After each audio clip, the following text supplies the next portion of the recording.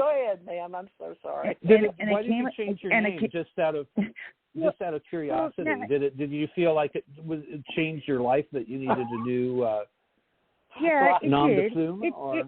It did, and name changing had been something that I always had been interested in. Anyway, you know, I'm a person who's always been interested in literature and storytelling and drama, and also in the significance of name changing. Like say at around that age in my life of the first name change, I had learned that Native Americans changed their names at stages in their lives, you know, as they went through in certain initiations, you know. And I thought that was true. And I had been named at birth with a name that didn't feel like it was mine, and that had been like a family story too, you know. So, and I had been so anyway. But what I wanted to say was when I came across this show today, it was right at the part. I was reading the liner notes as I was listening to you, and I was reading about how you changed your name, and I thought, wow, that is a catchy name. Wow, yeah, that's a great name. I like it. You know, you're a musician, and I am also. So I thought, that's good. So maybe this can work for you now, right? It's a whole new world. Musicians tend to change their names quite a bit, you know. And I think some of that's like Bob Dylan, you know. His name was Robert Zimmerman, and he felt like, I'll tell you, you know, as a musician, the way it kind of helped me was it was almost like taking on a role of someone else. You know, it's like Earl Anderson is you know, maybe limited to, you know, in his musical influences and how far he can go, but this Earl Grey character, maybe he can do a little bit better, you know, and that was it's part of the character. It's part of the character, you know. And then I also had known that that in my family, you know, in the ancestry, there wasn't any. There was illegitimacy, is what I'm basically trying to say. So there was no real family name that anybody was carrying down anyway, you know. So it's like, you know, it's all drama, it's all character, you know. I might as well just make it up. And anyway, it's interesting though. There is some kind of a name thing. The story even gets it's actually quite complicated. As though there is in the contact, if there was that there was a higher intelligence, let's say, involved in the contact. Now, because what happened was, and this, I guess this is why maybe I didn't ever call anybody or even really talk about it much ever in my life, is because what happened was, here's what happened. Here's the story. So I was working, and here's the thing. So I was working for the military as a contract worker. This was in the 1980s. It was probably like the 1982, maybe. And so this was Honolulu, Hawaii. So I'm laying just about to go to sleep, and I look up every time I go to say it, I take too long to tell the story because there's this sense of disbelief as it happened. In my window, like you would think like it's a cartoon is happening or something. In the window comes these beings. And as they're coming out, and I have to say, it is a period in my life. There are people still alive. In fact, I was at the time working as a contract worker as one of the first substance abuse counselors in the country. So I was not using any substances of any kind. Mm-hmm. I smoked cigarettes, but that's it. And the same as, you know, anybody can say it. So, and into the window comes these, and as they're coming in, I was saying to myself, oh my God, this is real, you know? And I was terrified, like my heart's beating like a jackrabbit. And so they were flying. Now we lived on the ground floor, and then there was like what I would say was contact. I felt lifted up off the floor, like what they call being levitated. And then the fear stopped. then all the fear stopped. And then there was more than one.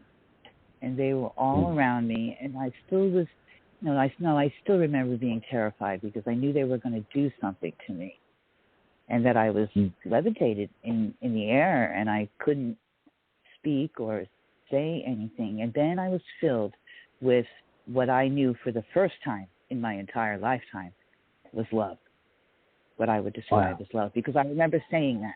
I remember saying to myself, this is what love is, and I've never felt it before. And I don't know what they're going to do, but it's okay with me. Wow. I'm so glad and that's the last thing that I remember. Wow. Did you have repeated experiences that were similar? Is this just a one-time? No.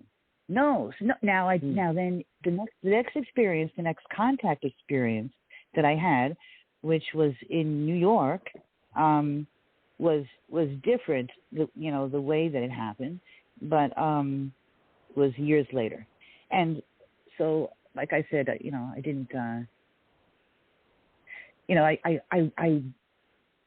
went to. I don't remember anything else. So this person that I was living with just recently, because there's this kind of disclosure coming out in the news and stuff. I called him and I said, so did I tell you? Did I ever tell you that? Yeah. He goes, I don't think so. And then we kind of figured out. I said, well, actually, you used to leave, before me in the morning. I remember telling people. I told the guys at work. It was like, that's brave of you. Right, and I remember going. I remember the only book I could find. Yeah. The only book I could find was that Whitley Strieber book had just come out at the time. See, I remember finding it, and I can remember I have a clear memory sitting on the edge of my bed looking at it because I went to find it, and I remember reading it and saying, "No, but this is nothing like what happened to me." So then I was like, "Shit, what am I going to do? Who am I going to talk to about this?"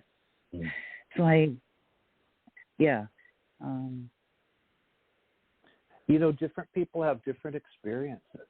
And I think that there's more than just one race that's visiting us. And I think that there's, among different races, that there's different agendas. I mean, if you look at humans, if you meet somebody from California, they're going to have a different agenda than if you meet somebody from, from Russia or China or the Congo or where, just people are different, and it a lot depends on what their personal agendas are,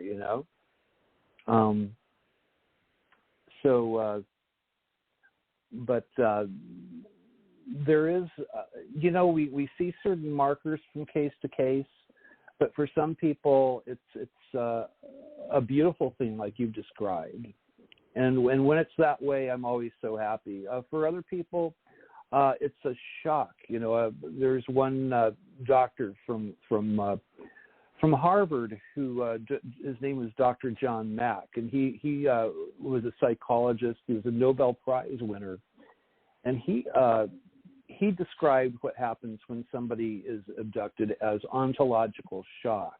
And the best way I can describe that is that your sense of reality is pulled out from under you. That it's almost as though it's like a magician pulling the tablecloth out from under your dishes. The dishes are still there. Your life is still there as it was before, but everything's changed. It's like your sense of reality has been pulled out from under your day-to-day life. And for some people, that can be a very uncomfortable experience. For myself, that was kind of what happened. When I had my experience, I wasn't expecting it to be the way it was. I wanted an experience. I was actually sending a thought out there. I was doing a thing called CE5 communication, and I wasn't even doing it very seriously, but I was just sending a thought out there that I want to meet you guys. You can have my DNA, go ahead. but I want to meet you. But I figured, well, maybe I'll meet like the tall, there's the tall white aliens, there's the little gray guys with the wraparound black eyes. There's the aliens that look like praying mantises that people will come in contact with, who look scary as hell, but are actually apparently the aliens that you want to meet. Usually, they're the ones that are very, very compassionate, tend to be empaths, and are very, very psychic. They'll communicate mind to mind very easily. My guys that I met were the little gray guys with the black eyes, and they were non-communicative. They came in, they had a job to do. They took blood, energy, or both. I still haven't figured out which. I felt scared because they didn't talk to me. They didn't, I was paralyzed, like happens to a lot of people. I couldn't move when this happened, and it confused me. In the back of my mind, I was hoping to meet, a humanoid, alien or somebody, show me your spaceship. And now, I was kind of naive. 6 years ago, I just started investigating UFOs myself, and I really didn't think it was going to work. It was very strange winding up on the other end of the telescope. I was the guy, the other end of the microscope. I kind of preferred being the guy that was looking through the microscope at the slide. And it's very different when you find out that you're the observed and that you are the person who's on the slide. Now that I've had time to think about it, I realize that it's an interactive phenomena. I've heard so many contact stories. I love it when I hear contact stories like yours where it was a positive experience. For me, it wound up being a positive experience once I had time to sort of take it in and understand it better.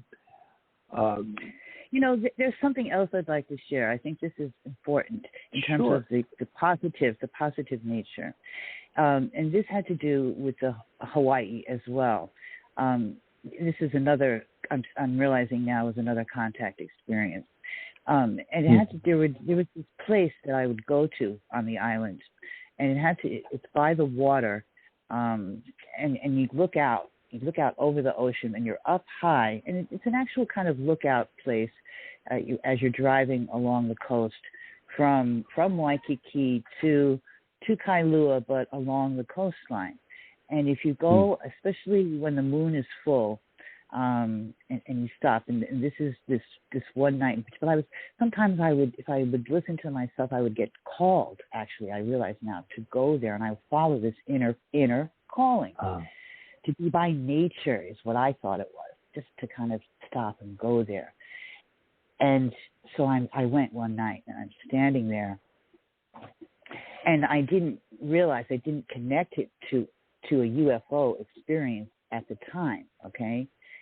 Until and this one time I connected it. But first, this sensation happened. I'll call it a sensation. And it's the beauty. It was the beauty of nature is how it started. So, and it's just so big. And that's how it's this bigness, the beauty of it, right? We've all had that. It's just so big and so beautiful, and it fills you, right? It just feels like it's so big, it's going to burst, right? And when it was happening, it was like not a voice like you're hearing voices for real, but the voice said to me, "This is us. This is big love. This is the big love." Now, what I'm going to add to it is, now think about it. If they loved you, why would they want to scare us? Why would they appear to you as something scary, right? Yeah. As anything scary at all. I wouldn't do that to somebody. I wouldn't do that to my kitty cat, Yeah. I think maybe it depends on what the person needs. I think that everybody brings a lot of stuff to the table. I have one friend, Greg Bishop, who's a wonderful writer and thinker, and he tends to think outside of the box with this phenomenon. And we've talked about contact experiences quite a bit, and about exactly